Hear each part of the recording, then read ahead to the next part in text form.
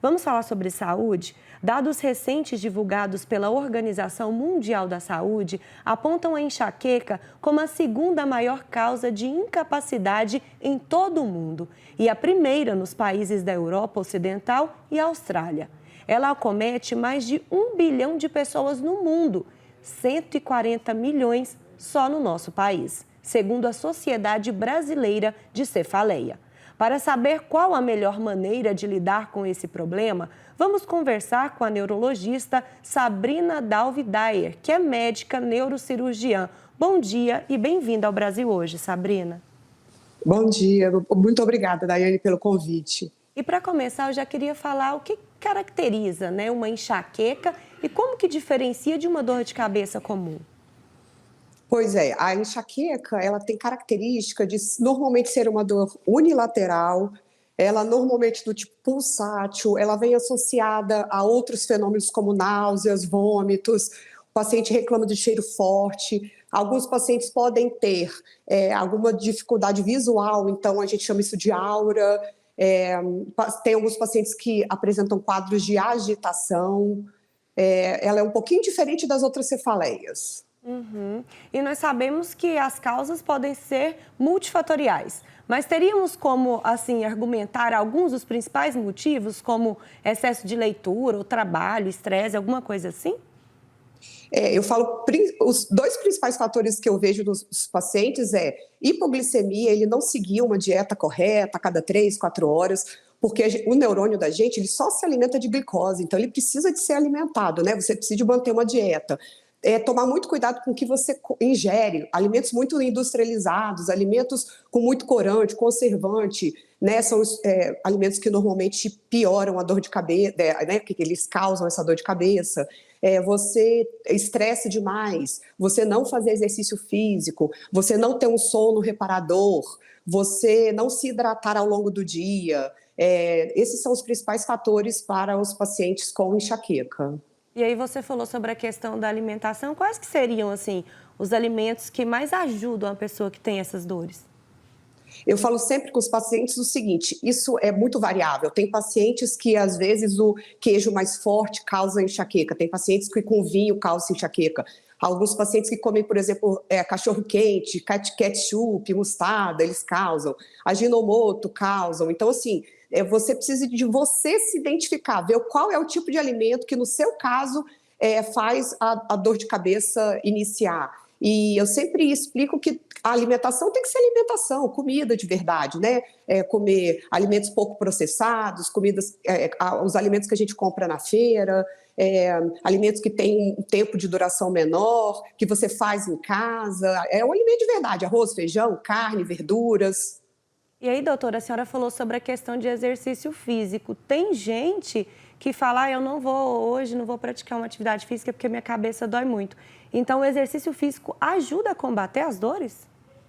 A característica da enxaqueca, uma das características é exatamente essa. O paciente, no momento que está na crise, ele não consegue executar exercício físico. Então, se a dor de cabeça piora com o exercício físico, é uma das características da enxaqueca. Só que o exercício físico, ele é considerado como tratamento. Então, o paciente, no momento que não tiver com dor de cabeça, ele deverá fazer exercício físico, que é um dos tratamentos, né, que a gente usa para os pacientes que têm enxaqueca, porque normalmente são dores de cabeças crônicas, não tem cura. E existem fatores genéticos também? Tem fator genético, é crônico, 10% das enxaquecas já começam na infância, às vezes os pais não conseguem identificar, mas mais ou menos 10% já começam na infância. E normalmente quando você pesquisa, você sempre encontra na família alguém com enxaqueca, alguma mãe, alguma avó, alguma tia. Nossa, olha só. E quais são os tratamentos que existem atualmente? Um detalhe antes que eu gostaria de informar, por exemplo, eu dou plantão lá no UGOL, que é um hospital que a gente trata muito AVC, né? Então, o único cuidado que eu acho que o paciente deverá tomar é para tomar muito cuidado com a dor, que tipo de dor de cabeça que ele está sentindo. Se a dor de cabeça, por exemplo, for a pior dor de cabeça que ele já teve na vida, isso pode ser uma dor de cabeça que sugira um aneurisma, uma rotura de aneurisma cerebral. Então, tem muitos pacientes que não sabem que tem aneurisma. Quando tem essa dor de cabeça muito forte, por exemplo, pode ser uma hemorragia subaracnoide. Então, existem outras causas de dor de cabeça. Se a dor de cabeça estiver aumentando ao longo do tempo, se a dor de cabeça estiver associada com febre, se a dor de cabeça tiver com rigidez de nuca, se a dor de cabeça tiver com essa característica de pior dor de cabeça da vida, é importante que o paciente procure atendimento médico antes, né, de fazer uso de medicação em casa. A senhora falando aí sobre a dor de cabeça, a da enxaqueca seria onde na cabeça? O comum é o paciente reclamar da dor nessa região, que a gente chama de temporal. Normalmente é unilateral ela pode mudar, inclusive, não é comum, mas alguns pacientes vêm relatando cefaleia bilateral, porque às vezes a enxaqueca ela pode se associar com cefaleia do tipo tensional. Então também tem essa mistura, né? Às vezes é tensional, às vezes é enxaqueca. O paciente pode ter os dois quadros, né, associados. Mas normalmente ela é unilateral do tipo que pulsa. Por isso que é importante, então, procurar, né, um especialista até para saber os tratamentos certos, né?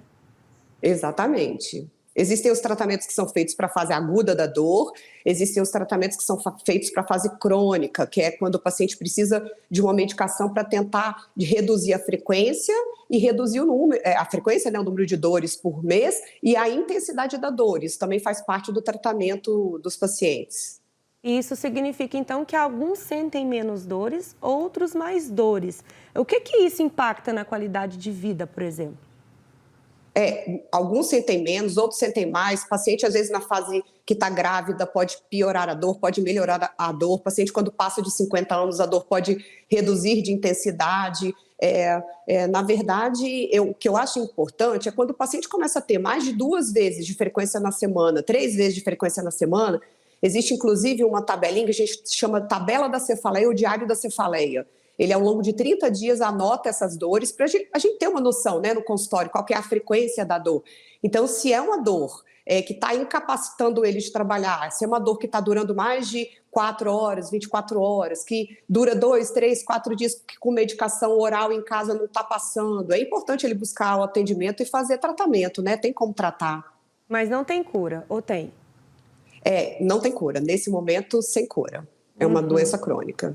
E quais seriam as recomendações da senhora para as pessoas, né, que vivem aí com fortes dores de cabeça e pelas dicas que a senhora deu hoje, imagina sem enxaqueca? A primeira delas que eu sempre dou para os pacientes é que precisa de alimentar. A gente tem o hábito, às vezes, de passar muito tempo sem se alimentar. Esses pacientes, eles não podem acordar e ficar muito tempo até se tomar o seu café da manhã. Então, eles devem se alimentar. Eles devem fazer uso de alimentos mais saudáveis, isso também é interessante. Ver se tem algum alimento que, no caso dele, cause dor, ele tem que evitar. Hidratar, beber bastante água, reduzir um pouco do estresse, tentar fazer medidas como yoga, meditação, que são coisas que ajudam muito, respiração, melhorar o padrão de sono é importante, fazer exercício físico é importante. Todas essas medidas são importantes. Doutora, a enxaqueca, ela dá afastamento também no trabalho, porque a gente sabe, né, dos níveis de estresse que acontecem e o trabalho às vezes pode atrapalhar a pessoa. Dá afastamento?